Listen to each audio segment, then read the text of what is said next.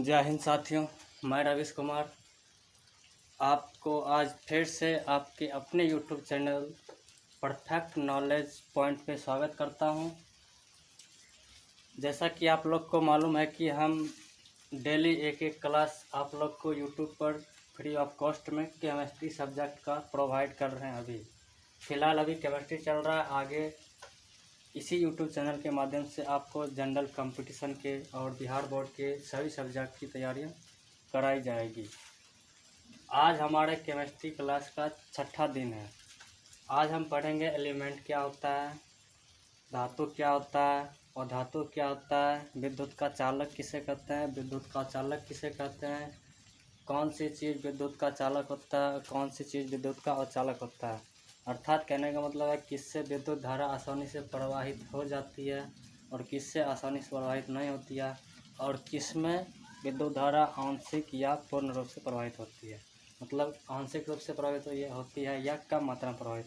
आज हम लोग ये सब जानेंगे, तो बने रहिएगा आप लोग इस वीडियो में शुरू से अंत तक। अगर आपको वीडियो अच्छा लगे तो इसे लाइक और सब्सक्राइब ज़रूर कीजिएगा और साथ ही बेल आइकन को भी दबाना मत भूलिएगा, ताकि सब नए वीडियो आप तक सबसे पहले पहुंचे। हमारा टारगेट है फ़िलहाल 1K सब्सक्राइबर, ताकि हम आप लोग को YouTube पे लाइव पढ़ा सके। तो आइए बिना देर किए हुए आगे बढ़ते हैं हम अपनी क्लास की ओर। तो पहला एलिमेंट का हिंदी क्या होता है? तत्व। तत्व हम आपको पहले बता चुके हैं पहले क्लास में कि जितने भी सिंबल वाले अर्थात संकेत वाले परमाणु होंगे वो सब के सब तत्व कहलाएंगे। तो तत्व में देखिए लोहा में क्या रहता है? लोहा का परमाणु। ग्रेफाइट में क्या रहता है? कार्बन का परमाणु। हीरा में क्या रहता है? कार्बन का परमाणु। और कोयला में क्या रहता है? कार्बन का परमाणु। अर्थात अगर कोई आपसे पूछ दिया जाता है कोयला में किस चीज़ का परमाणु होता है? कार्बन का। हीरा में किस चीज़ का रहता है? कार्बन का। लोहा में किस चीज़ का परमाणु होता है? लोहा का। ग्रेफाइट में किस चीज़ का परमाणु रहता है? तो कार्बन का। अब देखिए तत्व के दो अवस्थाएं मुख्य रूप से होते हैं। नंबर 1 भौतिक अवस्था, नंबर 2 रासायनिक अवस्था। और तत्व या तो विद्युत का चालक होगा या तो विद्युत का अचालक होगा। कहने का मतलब होता है या तो विद्युत धारा का प्रवाह तत्व से एक छोर से दूसरे छोर तक आसानी से हो जाएगा, या आंशिक रूप से होगा, या बिल्कुल नहीं के बराबर ही होगा, अर्थात नहीं होगा। जिस केस में किसी तत्व से विद्युत धारा का प्रवाह आसानी से पूर्ण रूप से संपन्न हो पाती है उसे धातु कहेंगे। जिसमें आंशिक रूप से होगा उसको अपधातु कहेंगे। जिसमें बिल्कुल नहीं होगा उसको अधातु कहेंगे। तो आइए देखते हैं लोहा के कैसा होता है? भौतिक अवस्था में, ठोस अवस्था में, रासायनिक अवस्था में एक तत्व की तरह। और जानते हैं कि लोहा धातु होता है। धातु का क्या गुण है? विद्युत का चालक होता है। अर्थात कहने का मतलब है वो लोहा में विद्युत धारा का प्रवाह अगर कराएंगे तो वो एक छोर से दूसरे छोर तक आसानी से प्रवाह कर सकती है। ऑक्सीजन सभी जानता है कि गैस होता है, जो कि भौतिक अवस्था में गैस होता है और रासायनिक अवस्था में एक तत्व होता है। और गैस होने के कारण ये अधातु हो गया, जिससे विद्युत धारा का प्रवाह नहीं होगा, इसलिए इसको अचालक बोलेंगे विद्युत का। अब आता है पारा क्या होता है? भौतिक अवस्था में द्रव होता है, रासायनिक अवस्था में तत्व होता है। और सभी जानते हैं कि पारा एक प्रकार का धातु है, द्रव धातु है, इसलिए ये विद्युत का चालक होगा। सिलिकॉन सभी जानते हैं कि भौतिक अवस्था में ठोस होते हैं, रासायनिक अवस्था में ये तत्व है। और सिलिकॉन एक ऐसा धातु और अधातु दोनों के गुण सिलिकॉन में पाए जाते हैं, इसलिए इसको उपधातु अर्थात विद्युत का अर्धचालक कहते हैं। अर्धचालक कहने का मतलब हुआ कि जिससे विद्युत धारा का प्रवाह आंशिक रूप से, पूर्ण रूप से नहीं, अर्थात कहने का मतलब है पूरी विद्युत धारा का प्रवाह नहीं होगा, उसमें आंशिक रूप से प्रवाह होगा विद्युत धारा का, उसको बोलते हैं अर्धचालक।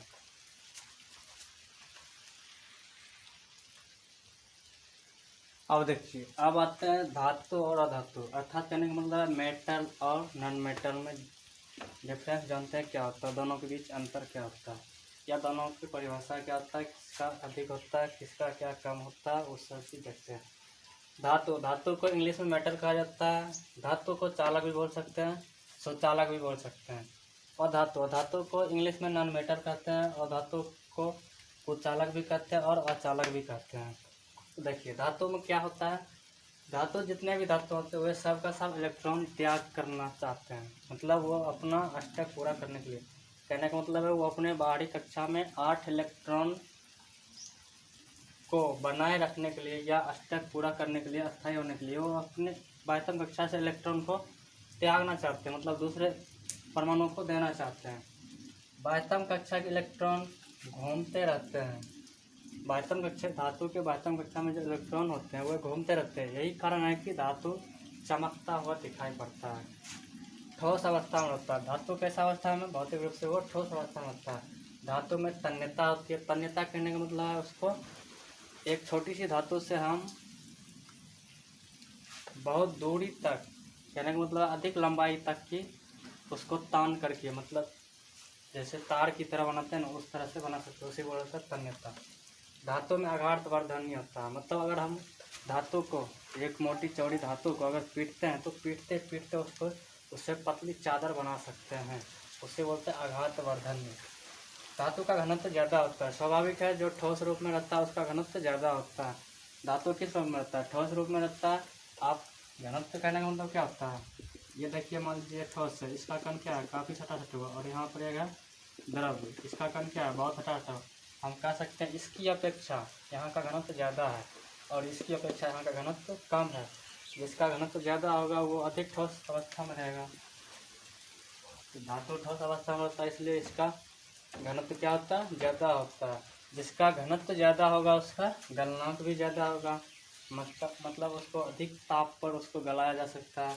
अब कहता है विद्युत ऋणात्मकता कम होता है। हम लोग पीरियोडिक टेबल जिस टाइम पढ़ रहे थे क्लास 4 में, रासायनिक चैप्टर का क्लास 4 चल रहा था, उस टाइम हम आप लोग को बताए थे विद्युत ऋणात्मकता ऊपर से नीचे आने पर धात्विक गुण बढ़ता है।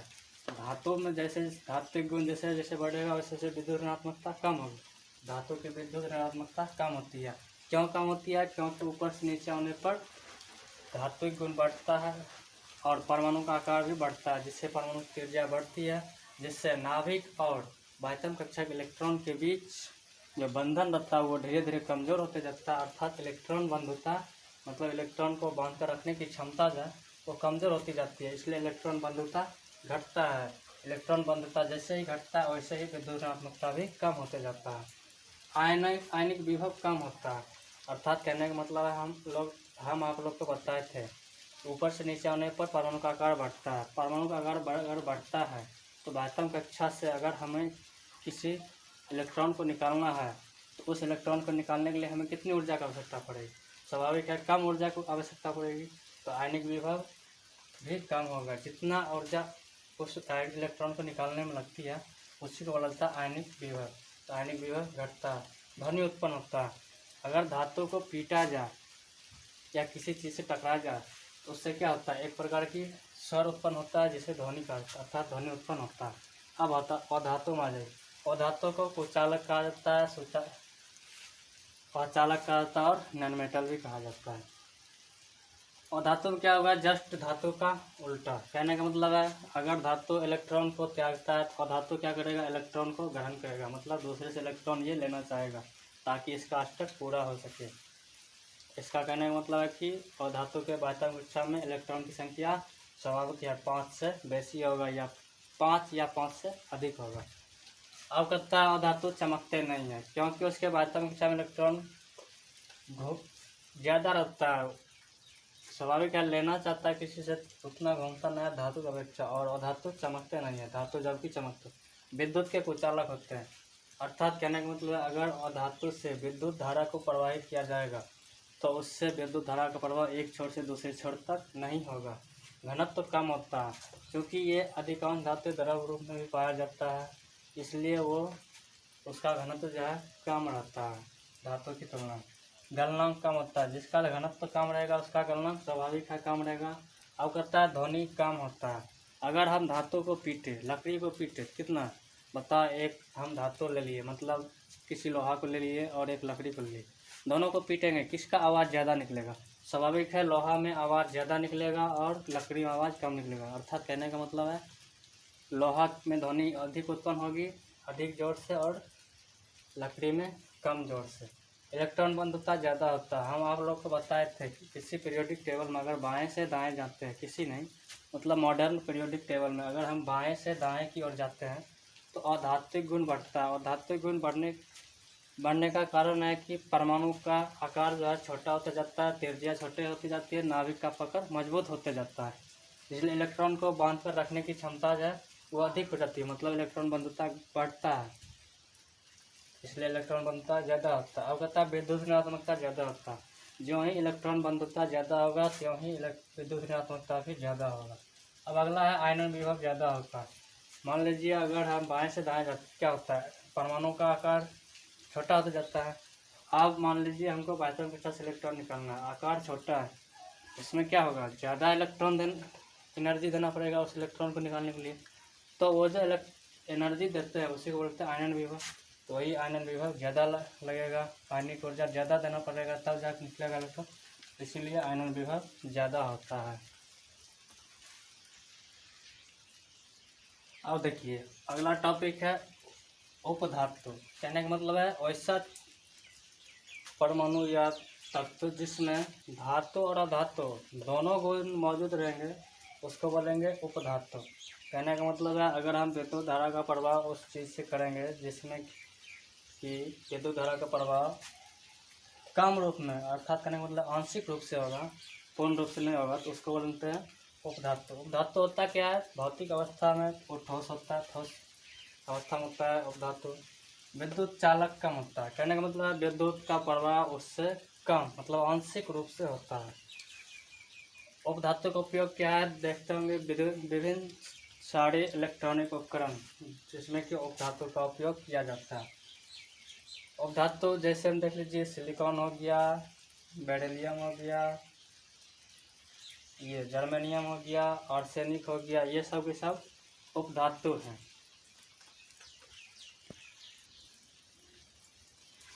अब देखिए हमारे पृथ्वी में या पृथ्वी पर विभिन्न प्रकार के धातु अधातु पाए जाते हैं। कौन सबसे ज़्यादा मात्रा में पाया जाता है, कौन सबसे कम मात्रा में पाया जाता है, तो देखिए पृथ्वी पर जो ऑक्सीजन, पृथ्वी में ऑक्सीजन अधिक मात्रा में पाया जाता है। ऑक्सीजन हो गया, सिलिकॉन हो गया, एल्युमिनियम हो गया, फेरस मतलब लोहा हो गया, कैल्शियम हो गया, सोडियम हो गया, ये सब जो है ज़्यादा रूप में पाया जाता है, मतलब ज़्यादा मात्रा में पाया जाता है पृथ्वी पर या पृथ्वी में। अर्थ मेटल किसको मतलब पृथ्वी का धातु या पृथ्वी धातु किसको कहते हैं, एल्युमिनियम हो गया, लोहा हो गया, कैल्शियम हो गया, सोडियम हो गया, ये सब को पृथ्वी धातु कहा जाता है या अर्थ मेटल कहते हैं। अब हमारे शरीर में देखिए, शरीर में क्या होता है, ऑक्सीजन की मात्रा सर्वोत्तम होती है, मतलब सबसे अधिक होती है। ऑक्सीजन से कम होता है कार्बन, उससे कम होता है हाइड्रोजन, उससे कम होता है नाइट्रोजन, मतलब सबसे कम हमारे शरीर में नाइट्रोजन होता है और सबसे ज़्यादा ऑक्सीजन होती है। जबकि वायुमंडल में सबसे ज़्यादा पाया जाता है नाइट्रोजन 78%। तो आज भर के लिए इतना ही रहने देते हैं, अब नेक्स्ट क्लास में देखेंगे बचे हुए टॉपिक को। तो अगर आपको ये वीडियो पसंद आता है तो आप अपने दोस्तों के साथ शेयर करें और वीडियो को लाइक और सब्सक्राइब करना ना भूलें, ताकि जल्द से जल्द 1K सब्सक्राइबर पूर्ण जाए और हम आप लोग के बीच लाइव क्लास लेकर आएँ। तो जय हिंद, जय भारत।